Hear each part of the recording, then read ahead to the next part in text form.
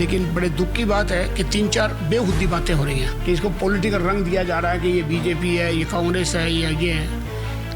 इनका रिश्तेदारी मेरे साथ है, मेरी रिश्तेदारी उनके साथ है। ये कहाँ से ये ऐसे सवाल उठते हैं? जब वो मिलते थे, जब भी बात करते थे, उनके 24/7 अस्पताल दिमाग में रहता था। अग्रसेन हॉस्पिटल के जो चुनाव हैं वो नज़दीक है, 4 दिन बचे हैं। हमारे साथ को ट्रेजरर की पोस्ट के लिए डॉक्टर सुरेश गुप्ता जी साथ में हैं, वो प्रत्याशी हैं। उनसे ज़्यादा जानकारी लेते हैं कि वो किन किन विशेष मुद्दों को उठाएंगे। सर, अगर आप जीत के आते हैं तो क्या क्या मुद्दे आप लोगों के रहेंगे? देखिए, सबसे पहले मैं आपको बताऊं, ये बड़ा दुर्भाग्य है कि इसका इलेक्शन हो रहा है, क्योंकि ये भाईचारे का मामला है। इसमें ना कोई राजनीति है, ना कोई पार्टी पॉलिटिक्स है। मैं 2-4 दिन से सुन रहा हूँ कि कुछ लोग इसको राजनीतिक रंग दे रहे हैं कि यह कांग्रेस है, आप पार्टी है या बीजेपी है। अरे ये जो ऐसी संस्थाएं हैं, इसमें पॉलिटिक्स का क्या मतलब है? तो मेरी अपील है ऐसे लोगों से, मैं पहले अपना इंट्रोडक्शन दे दूं। मेरा नाम सुरेश गुप्ता है। Otherwise businessman normally Suresh Gupta ही होते हैं, बट मैं थोड़ा पढ़ा लिखाई में ज़्यादा इंटरेस्ट करता हूँ। मैंने PhD भी की हुई है, जिसका मतलब डॉक्टर लिख सकता है।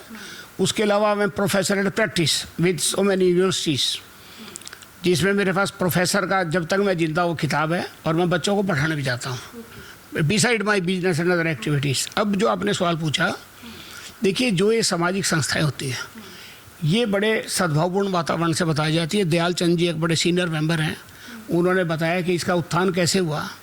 तो सलाम तो उन जैसे लोगों को करना चाहिए जिनके पास हिस्ट्री है, जिन्होंने इस काम को किया। लेकिन बड़े दुख की बात है कि 3-4 बेहुदी बातें हो रही हैं। पहली कि इसको पॉलिटिकल रंग दिया जा रहा है कि ये बीजेपी है, ये कांग्रेस है, ये है। इनका रिश्तेदारी मेरे साथ है, मेरी रिश्तेदारी उनके साथ है। ये कहाँ से ये ऐसे सवाल उठते हैं? तो मुझे ये अपील करनी है सबसे आपके माध्यम से कि ऐसी गलत बातों का प्रचार ना करें। इलेक्शन तो 30 तारीख को ख़त्म हो जाएगा। रहना सबको पंजाबी बाग में है ना, मरना जीना तो यही है। तो ऐसी बातों को कोई ना करे। अब आपने पूछा कि इलेक्शन में क्या उम्मीद मैं करता हूँ। देखिए, जो अभी जो हमारे प्रेसिडेंट थे जिनकी डेथ हुई, दुर्भाग्य से वो चले गए। लेकिन वो भी जब 2.5-3 साल पहले इस उम्मीदवारी पाए थे, तो लोगों को लगा था कि सुशील गुप्ता जी का रबड़ स्टैंप है, बट ऐसा नहीं हुआ। आप देखिए, उन्होंने 163 करोड़ रुपया इकट्ठा किया।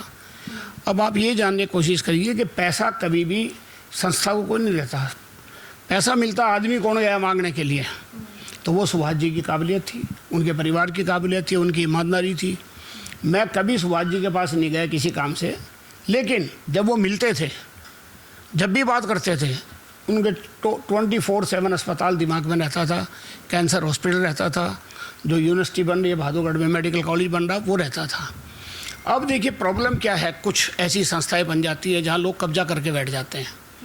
जैसे बड़े दुख की बात है कि हमारा एक इंजीनियरिंग कॉलेज है, बहुत लोग कंप्लेन करते हैं हमारे पास कि जी वहाँ फेयर तो एडमिशन होता नहीं, वहाँ पैसे लगते हैं, कैपिटेशन ली जाती है। आदरणीय मोदी साहब ने कैपिटेशन नाम की चीज़ कॉमन एंट्रेंस एग्ज़ाम पास करवाने के लिए, वो अब ख़त्म हो चुकी है।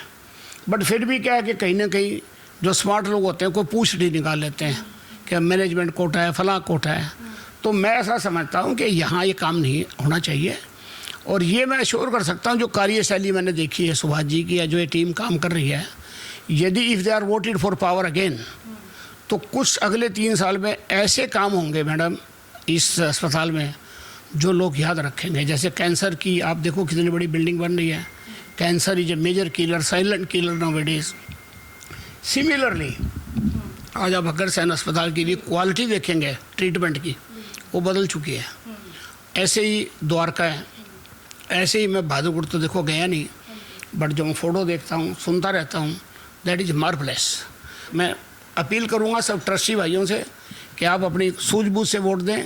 ये जो गलत प्रोपेगेंडा दिया जा रहा है, इससे वोट ना दें। और अगेन, चूँकि मैं सुशील गुप्ता टीम का समर्थक भी हूँ और एक कैंडिडेट भी हूँ, तो मैं तो सबसे हाथ जोड़ के अपील करूँगा कि आप हरियाणवी बोलते ढोल बढ़ते हैं ना 30 तारीख को, ताकि उसकी आवाज़ हरियाणा में सुनाई देगा। हरियाणवी लोगों ने बहुत अच्छा डिसीजन लिया है।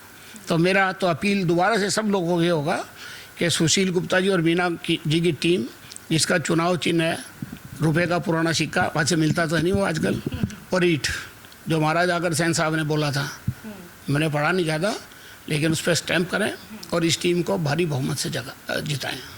Thank you so much. Thank you ma'am, thank you.